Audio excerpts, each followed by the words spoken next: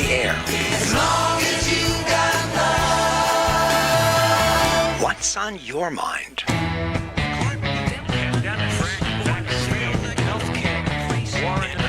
Don't ever stop.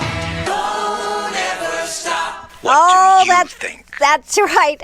In fact, I have the person that I want to know what she thinks on the air with us here this morning. She is the Lieutenant Governor of the great state of South Carolina. She is a friend of mine. I think she's going to make a terrific governor, and she is here to talk about it here this morning, right here on the line this morning. How are you doing, Pamela Evette? I am doing great, Ann. It was great seeing you in Greenwood on Monday. I mean, it's already Thursday. The weeks go by really fast, but it was great to see you and all the other Greenwood Republicans in that room. But that's a really great group and a really strong group. So it was great to see everybody. Absolutely. So, but I guess you didn't take the rest of the week off after that, right? No, I kind of went right from there on to the rest of my day, and every day has been jam-packed, traveling around the state. This is a workforce month here in South Carolina, and so I've been doing a lot. Michelin was named our workforce champion.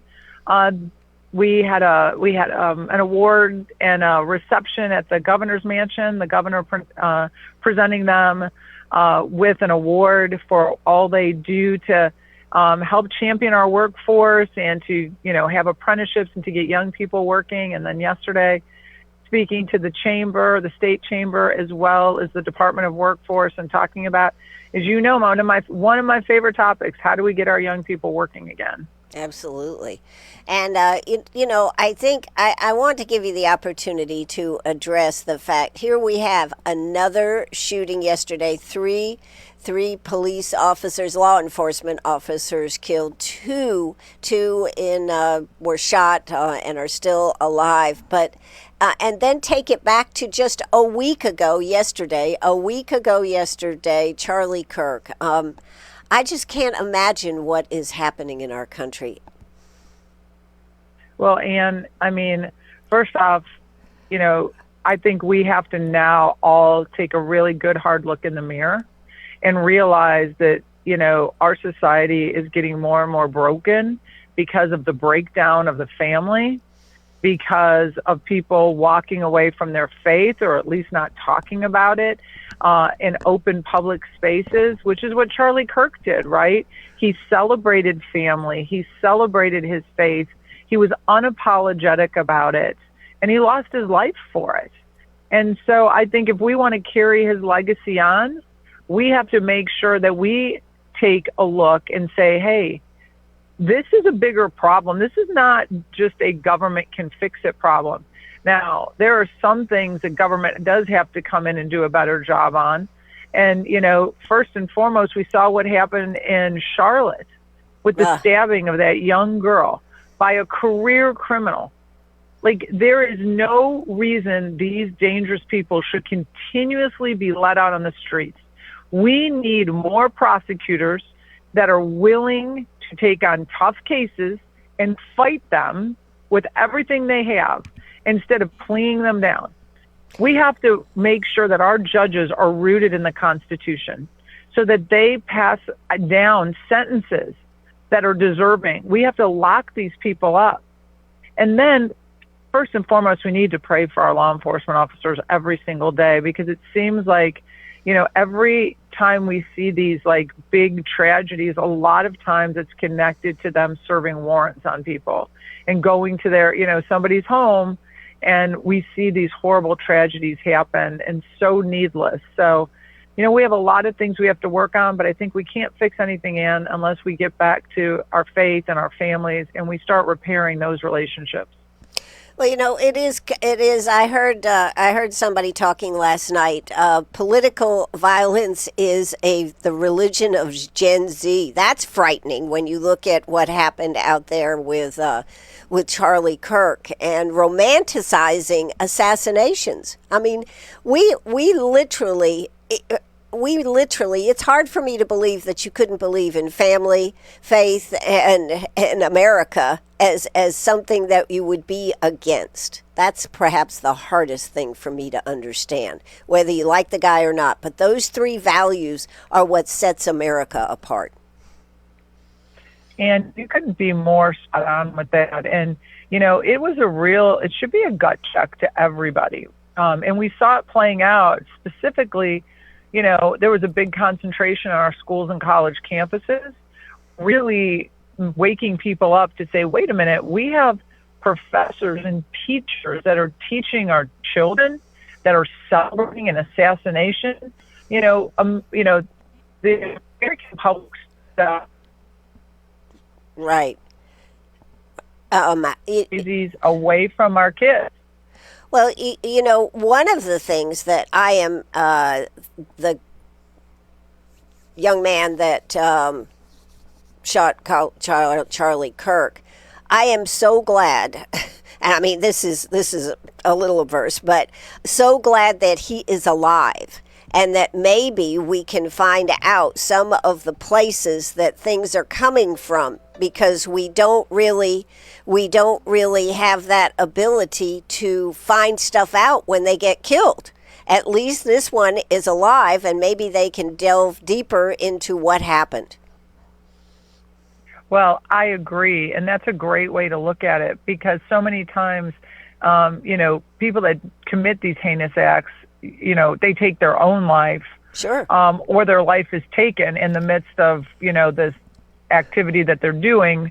But it would be good to see. And I hope that, we've seen it. I mean, just a couple weeks ago, AI, I think it was it ChatGPT, encouraging a young man to commit suicide. Right. His parents, testifying on Capitol Hill. And I mean, I don't know about anybody else listening out there, but I couldn't be more proud of Kash Patel and what he's doing to turn around the FBI and what he's doing to push back against Democrats who are bold-faced lying on TV about how they don't incite violence, about how they've tried to turn this whole tragedy with Charlie around and make this a conservative issue.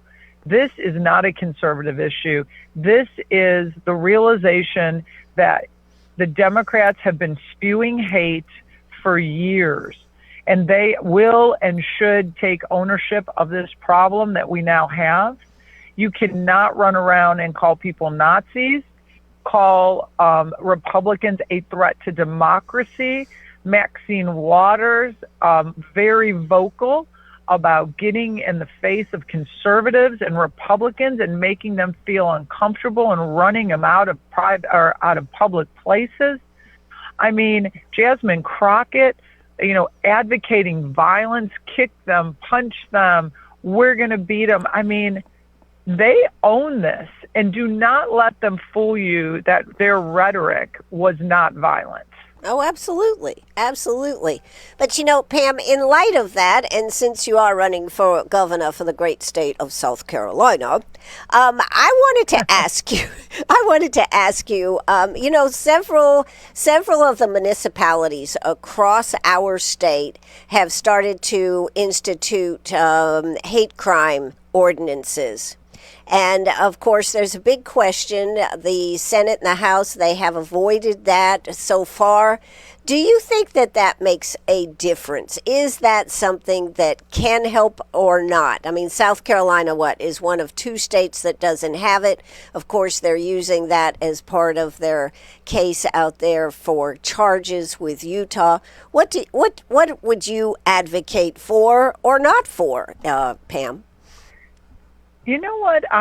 First off, the governor has said over and over again that, crime is usually rooted in hate. Right. And we have a lot of laws on the book. And it's not deterring people from doing bad things. So what does one more law do? What I think is what I said earlier. We need more prosecutors that are courageous, that stop pleading down offenses for these criminals who continuously commit crimes, putting our law enforcement in danger too many times because they're going out and arresting the same people.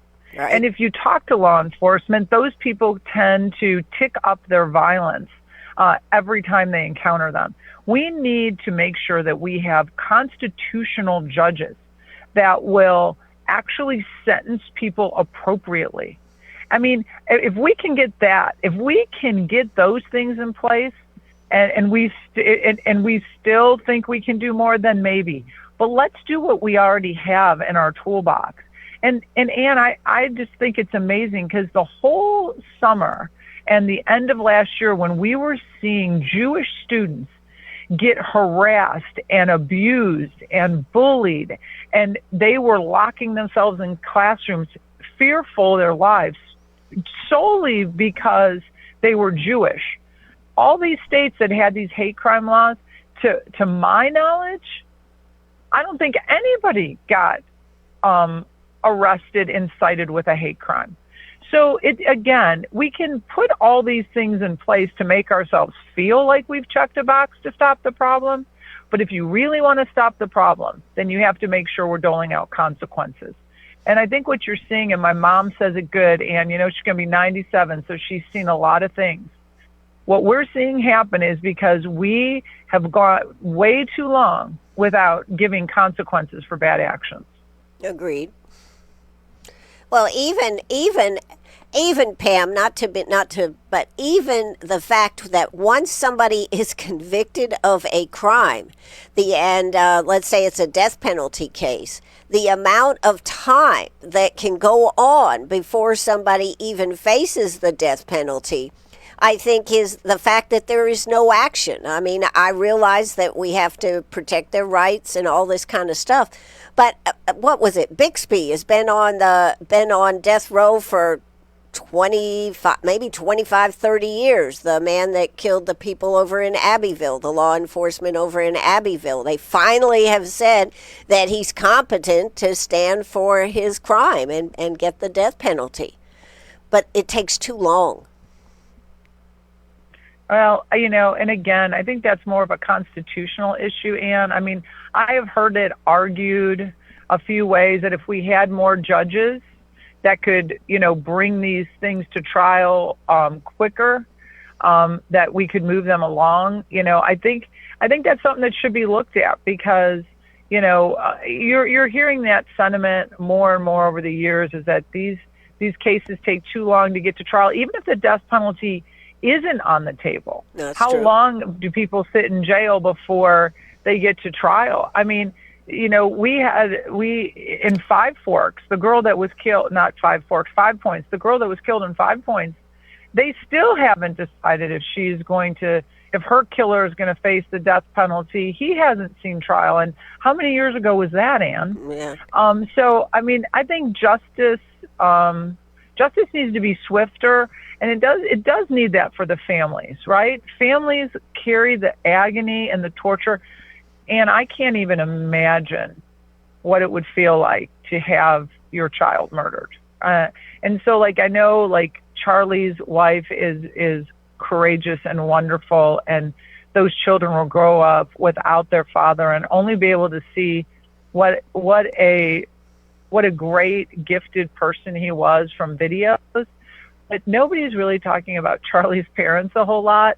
And at the memorial for Charlie Kirk on Monday in Anderson, I tried to say, like, everybody, let's not forget that the only people that never are prepared to bury someone is a parent. Because, you know, if life works the way it's supposed to, we're not prepared to bury our own children. That's true. And that's got to be a torture.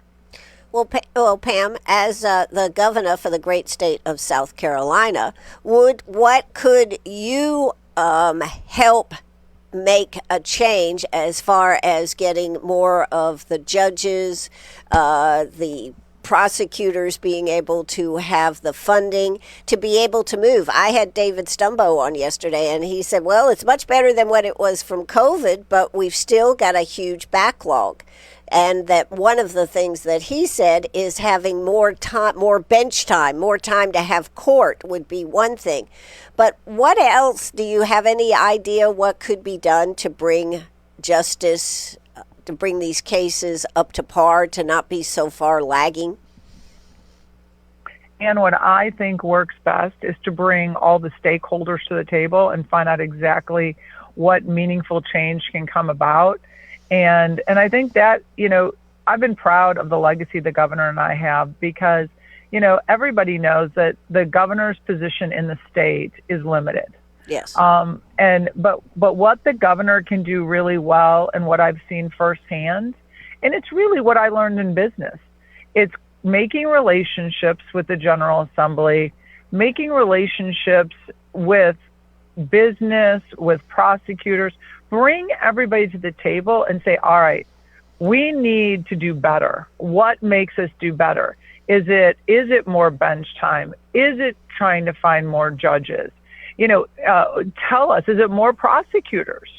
What do we need to deliver justice more swiftly? And then let's all work to get that done, because, public safety is huge for not just South Carolinian, but every American. I want to know that my family is safe. My family wants to know that I'm safe. We want to know that our businesses and our homes are safe. So this is a topic that affects everyone. And as governor, I want to make sure that, we have those conversations and we are searching for those solutions, because that's what the governor should do. As far as our role, we are an ambassador to the state. And if I'm out there selling the state, I want to sell it on every, positive that we have. And if we are being forward thinking about our justice system, then I think that's a huge positive for businesses that are looking to come and call South Carolina home, and for, just average people that want to come to our state. Exactly. Now, I got one more question, and well, I've got lots of questions, but I've got one question that's kind of burning, and it's been a subject of I've had discussion with here on the air. Right before the end of session, the committee, they get together, 3 from the Senate, 3 from the House, and they put together the bill for the reconciliation of the budget. And at the very last minute, excuse me, they added more money in district expense for our legislators. And then, of course, they've pulled that back, and that's not happening right now.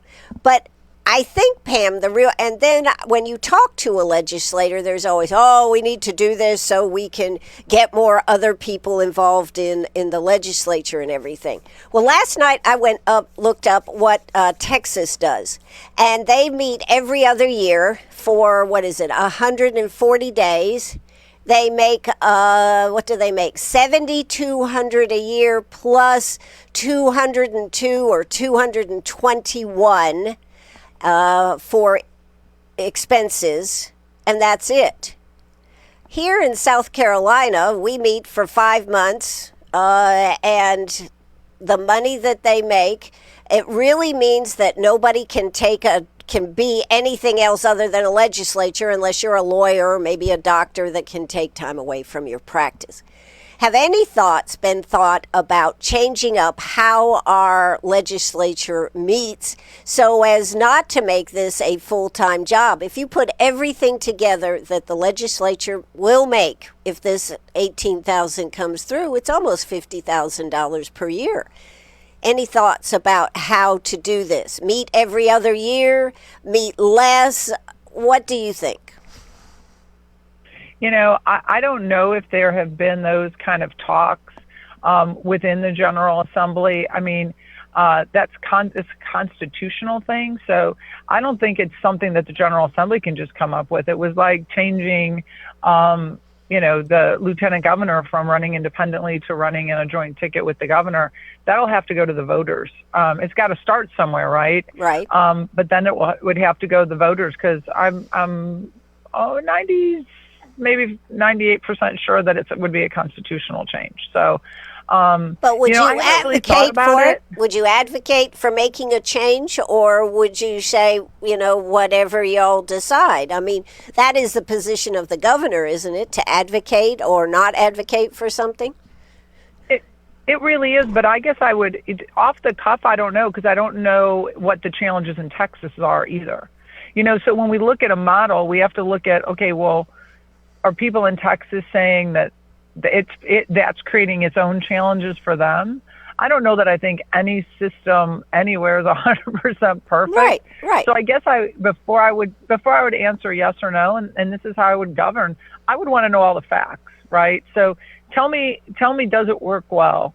Tell me, do you find challenges? I know in Texas, the governor can call them in for special session at any time. Correct. And so that adds another sense of unknown. If you are, working and you've kind of worked your employment arrangement around this, but yet the governor can call you in and keep you in for months, because I think we saw that when they were redistricting. He called them in and he called them in again, and he can keep this going on as long as he wants. And so that creates some uncertainty for people too. So I would have to look at, like, what are our challenges, what are their challenges, and see, does it make it better or not? Right. And I think we should do everything we can to make everything better, but we have to figure out all the issues that come about by making the change. Sure.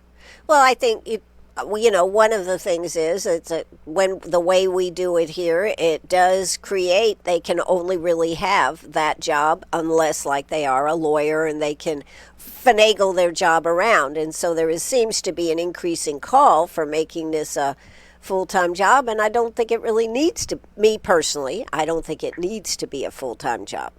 That's just me personally. I don't either. that I don't either. I don't think this does need to be a full-time job.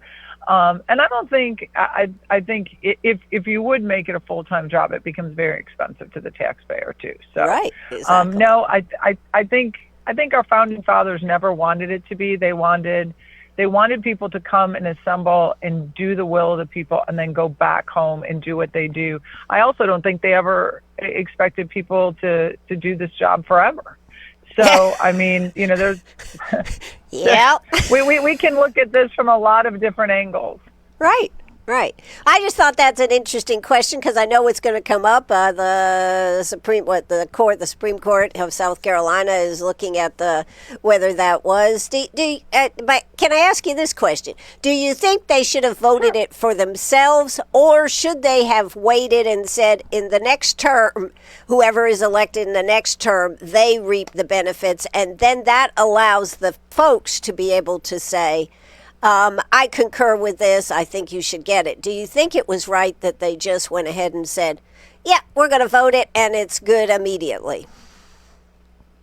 Yeah, I always think it's a good idea they should have voted it and made it for the next group coming in. And, the governor and I have been that way. If you look at our salaries, we have never taken the increases that have come from the General Assembly. There are a lot of constitutional officers there that have, and everybody has to do what they think is right. But the governor and I have always felt that we knew what our salaries were when we took the job. Right. And to complain about it after we got in probably isn't the right thing to do. So if the General Assembly wanted to make changes, and we believe they're warranted, it should go for the next people so it doesn't look self-serving. You're right. It's just it's the optics of it.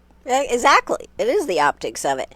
Well, we got about 3 minutes here, if my watch is right here. I want to open up the floor and let you tell the people why you should be the governor. Well, and, I said it when I was in Greenwood the other day. I think the choice becomes clear, and the choice, and it is about choice. We want to make sure we're choosing the best leader. And so I think that's a very clear choice. I'm a conservative businesswoman. I'm a mother of 3. I'm a woman of faith. I'm not a career politician. If you look at everybody that is in the race along with me, a lot of career politicians. And if you want somebody who's loyal, who has stood with President Trump from day one, that's me. Today, a lot of people will call themselves a Trump conservative, said they were with the president the entire time. Well, I challenge everybody to go back to January of 23 and see who was standing with the president on that Saturday afternoon in Columbia. Nobody that threw their hat in the ring to be governor in this race except myself. And that was when there was no polls to say it was the right thing to do. That's when there was all the people were talking about, oh, the president was going to be indicted, the president might go to jail. That's when it really counts. That's where you show what you're made of. When you're not doing it for you, you're doing it because you really believe he was the right person. And that was me. And probably the biggest reason is I have the resume to do the job. I'm the only one that's built a company from scratch in the private sector and built it into a successful national company, and has been sitting in the executive branch for 7 years, making relationships, figuring out how to get things done, and knowing what we need to do to continue to make South Carolina great, but to make sure that our best days are in front of us. Well, I would say that's true, and I would say that because of your role as the lieutenant governor, you could have sat in an office and not done much and just stood up when you were needed, but that's not how you approach this. I think that is huge, Pam. Every time you looked out, you were somewhere at some conference. I mean, you went to Israel, the War College. I mean, you have done so many things that have given you such a background to have the knowledge and the ability to reach out to people when you need help. And thank you so much. That is so kind. I think I'm going to take you on the road with me and let you start introducing me. But I have always felt it's been a true honor to be the lieutenant governor of this state, and I have tried to make sure that people knew that I would do everything I could to work alongside with the governor to make this the best state in the nation, and I really believe we have. Absolutely. Well, I'm counting on you, Pam, to be the next governor for the great state of South Carolina. Thank you so much, Pamela Evette, for calling us in today. Thank you, Ann. You guys take care, be safe, and again, keep Charlie Kirk and his family in your prayers, and our law enforcement. They do not have an easy job. Absolutely. Thank you so much, Pam. Bye-bye. Thanks, Ann. All right, that is the great lieutenant governor for the great state of South Carolina right here on WCRS Radio. Yes, I'm Ann Eller. Yes, I think she will be a terrific governor for our state. As I said, she has put the work in.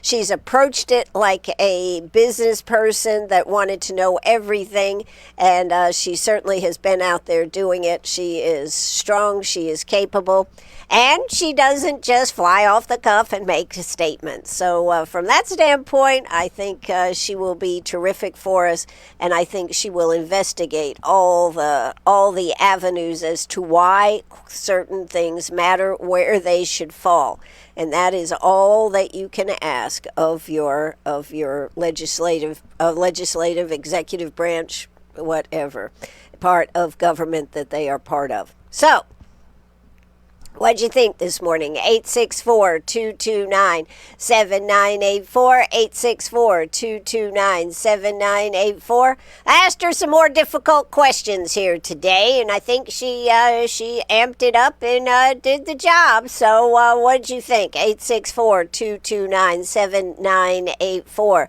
She is the image of what I think, and has the brains and the capability and knows how to maneuver within our state. So that is what it's all about. The governor actually does not have that much power. The power is actually in the legislative branch.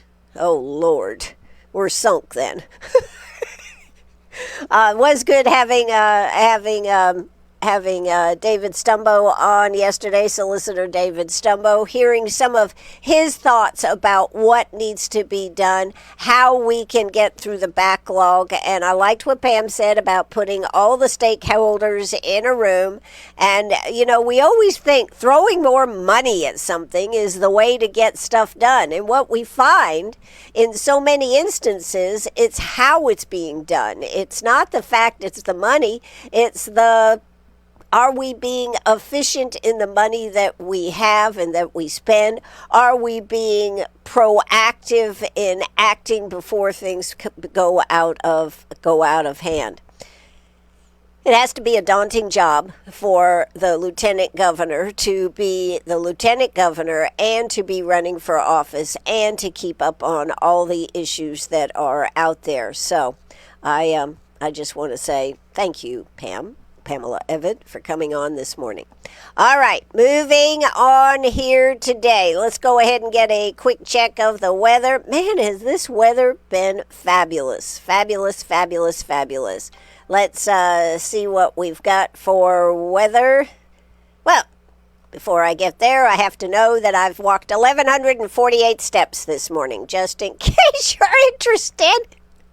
All right now it is 72. I think it's 72 out there. We are looking for a high of 86, low of 63. No real chance of any rain.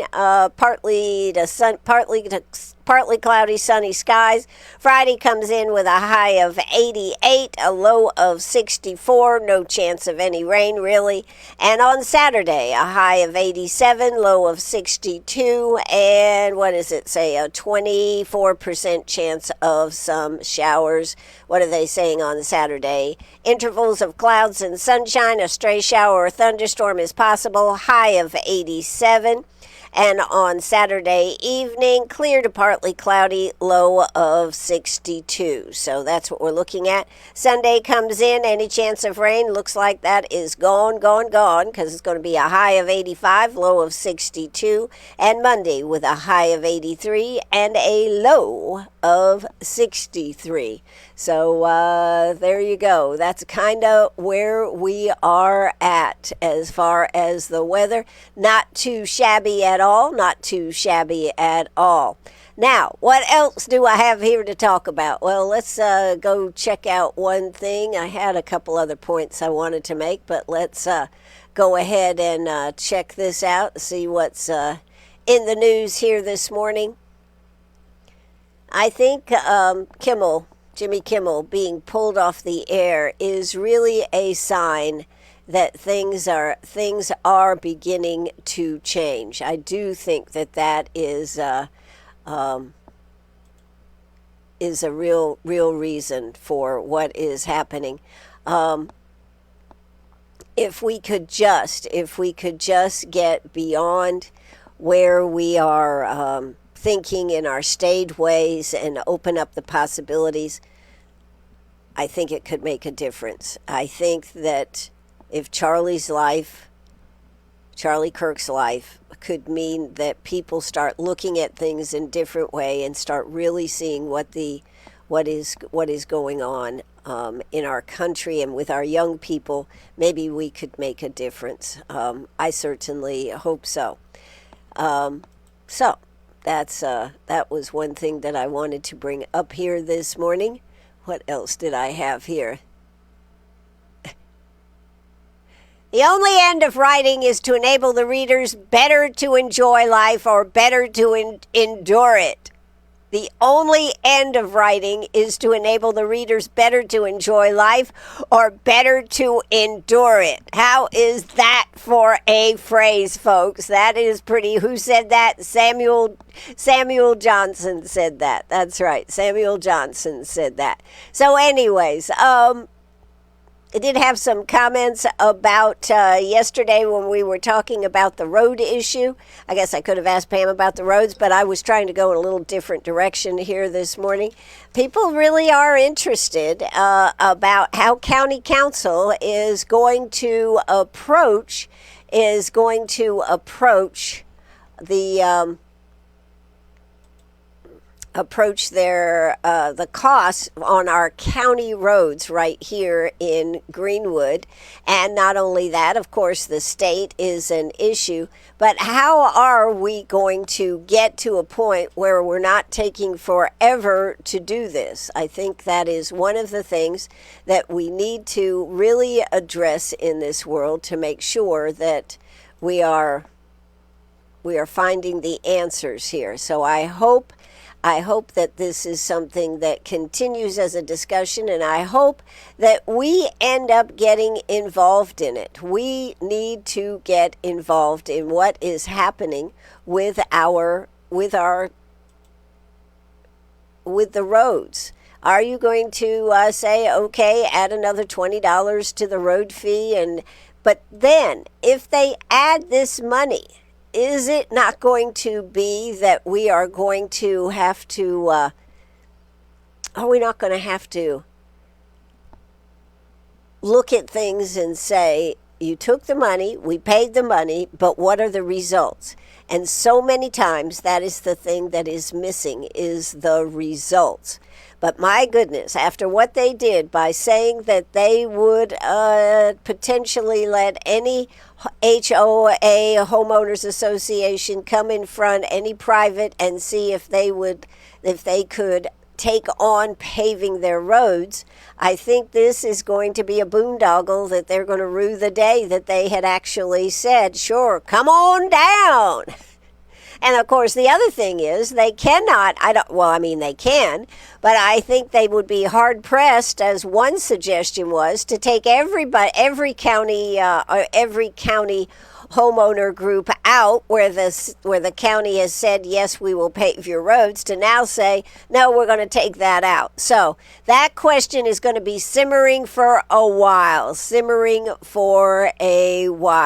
Just thought I would let you know that this is something that you're going to want to think about.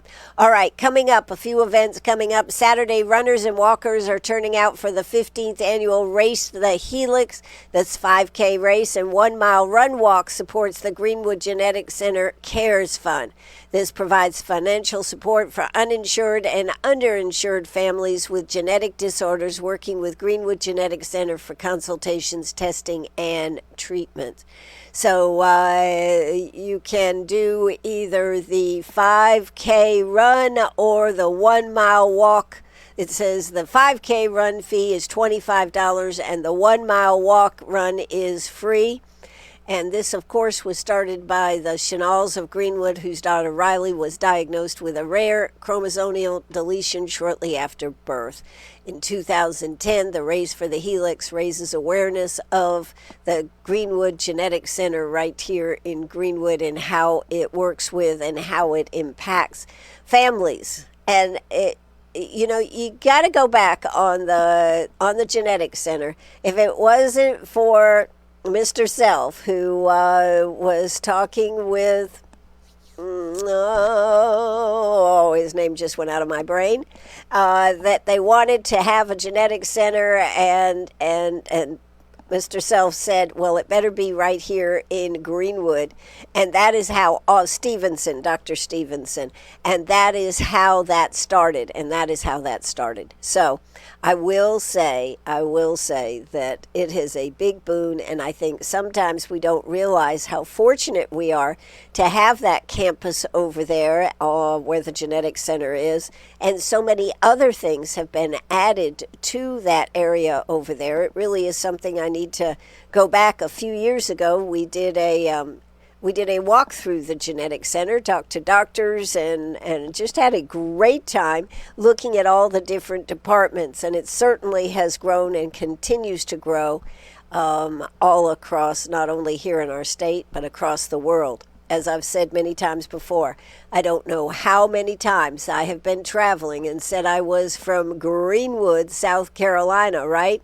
And to find out that, yes, people knew of it, and that was always to me such a hoot to have find that people knew Greenwood, because Greenwood is known for the genetics center. Now, of course, I think we're known for a lot of other things, but still very good. All right, so there are some other things coming on. Let's see. Clemson will be on the air starting at 9 o'clock Saturday morning, so no Trash to Treasures. They kick off at 12 o'clock. It is a home game with Syracuse, and it is an away game for South Carolina with Missouri. Friday night, the Emerald Vikings are playing Strom Thurmond. That is a home game. And the Greenwood Eagles on the 19th will be playing TL Hanna. That is an away game for them. And the 96 Wildcats are playing, who are they playing? Crescent, and that is a home game. Just for the record, I need a better list. I've got a very small list here of those games that are out there. I need the big list. All right. Anyway, so as we finish up and close out here, I want to quote Trey Gowdy and something that I saw that he had said on social media, and I concur. The law is limited. At some point, humanity has to kick in and supplement the void that the law leaves. The law is limited. At some point, humanity has to kick in and supplement the void that the law leaves. Is not that a fabulous phrase? We have to be human. We have to understand what being human is. So I certainly hope that at some point, futuristically, we can get back to being human. I think it would be so important. I also like this quote. I'm kind of into quotes right now. The day we understand that the right wing and the left wing are part of the same bird, and only then can the eagle fly and America be great. I think that is so true. I think when we look at how legislatures perform, if it is all compromise is the thing that we need. And the idea that conversation, I love having conversations with people. I love asking that next question. A lot of people shy away from asking that next question. I ask the next question because I truly am interested in how they came to their thought process. And same thing should go in government. And the same thing that the two historical actors were portraying last night at Lander. Conversation, discourse, in understanding what someone's thought process is. Because you know what? So many times I have sat down with my own views thinking that I am totally right and nobody could dissuade me, just to find out that I needed to say, well, that's true. And maybe this could be part of this. And I think sometimes that is what we are so missing in our country. And I think part of the problem is the left has become so extreme, and even the right has become so extreme. There needs to be some middle ground where we can say, I see your point. And isn't that what humanity, being human, is all about? We are supposed to be thinking, sentient people.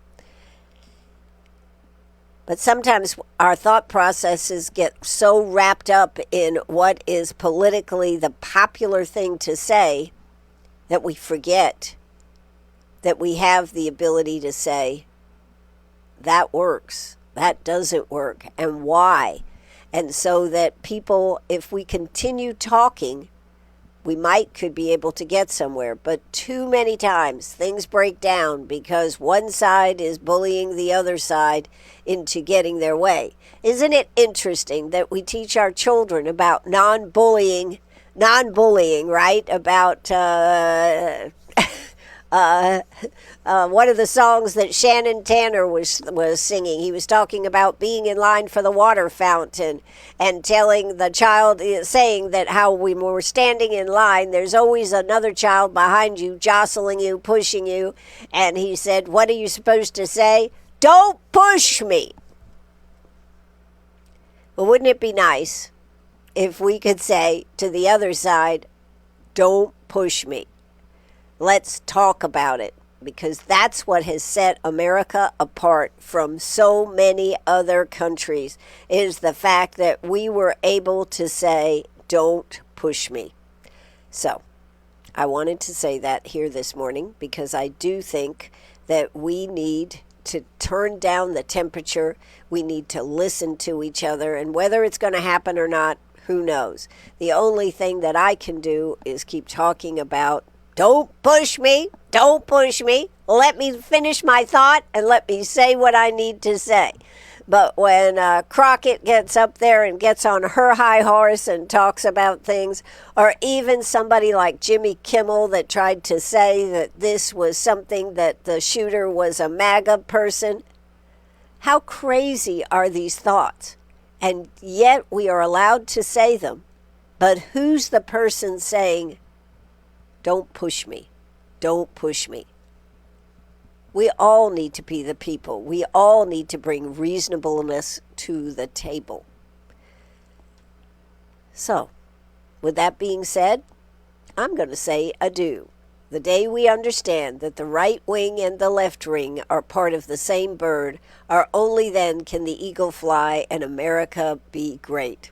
I think that is such a good thought for us here today, and we need to start thinking, how can we come together and still get it? I mean, we've got a budget up there. You know, they're already talking about rushing it right down to the line at September 30th. The government's going to be out of money. They're already talking about who works, who doesn't work, who goes home. How will they keep it? Will the national parks be open? Will this, that, and the other? They're already talking about this. Why are they not talking about we're close on working it out? We've just got a few details to finish up. And yet nobody says that. It's like America's going off the cliff. All the while, President Trump and Melania are over there in jolly old England having the time of their lives, looking so regal and so royal. It just makes you see that there is another side to life if we could just get there. I don't know if I ever will. How about you? Hey, that's going to do it for me. You are listening to your favorite radio station right here in Greenwood, WCRS, the one that challenges you, the one that brings you humor, the one that brings you events and whatnot that are going on. I certainly hope that you will join us. I hope I'm going to have a short show this afternoon. I'm going to have a short show, maybe a half-hour show for this afternoon. So I hope we will have that and tune in this afternoon, and I'll be updating you. Also, don't forget that you can always catch us on the stream at WCRS1450am.net. All of the shows that we do right here are all posted right there on our website by the next day, WCRS1450am.net. And of course, we're on Facebook. I need more followers and I need more comments. I just need to say this. I need more followers and need more comments. You guys need to start commenting. Wow, that pink looks good on you here today. Or, God, Ann, you look like crap. Did you just roll out of bed? Well, I try to make an effort every day to look presentable. I just want y'all to know that. With that being said, I'm out of here. So y'all have a great day. Get out there and soak up the sun. It'll do your heart good. Take it away. Cue the end of the show. Cue the music. We are done right here. Check it out. Share, like, and share. Make a comment. Help me out here. I need your help to make a success out of what we're doing on Facebook, and therefore being able to put it right there on our website so you get to watch it so much quicker than the way we were doing it. Take it away. Take it away, and let's do it. Bye-bye, everybody.